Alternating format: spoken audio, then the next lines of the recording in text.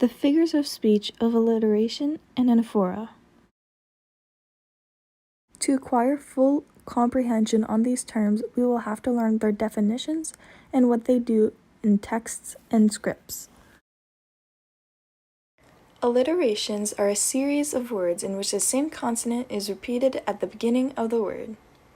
These are used to draw attention to certain phrases and can provide some rhythm and musicality. To further understand the term of alliteration, here is a little decomposition of the term itself. Al means towards, and littera means letter or script, so the author will want to put emphasis towards that letter at the beginning. Alliterations are most commonly known as tongue twisters. Here's a little example. She sells seashells by the seashore. The letter in emphasis here is the S. Here are a few more examples of alliteration that aren't exactly tongue twisters.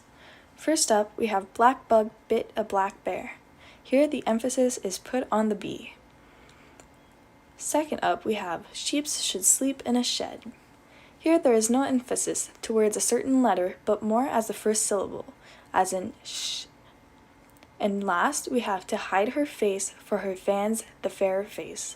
This example comes from the book Romeo and Juliet. Here the emphasis is put on the F. Moving on to anaphora.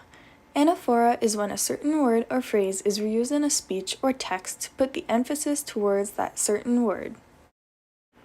Anaphoras are used to deliver an artistic effect to a passage.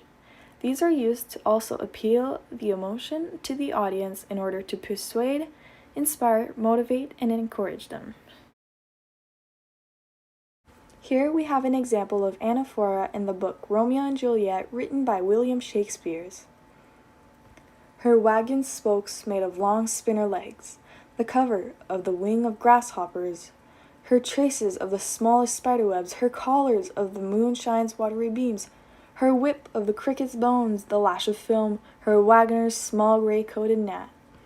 Here the emphasis is towards the word her, since Mercutio is talking about the dream Romeo had had about a girl. Alliteration and anaphora do not share any direct similarities with each other, though they do share the repetition.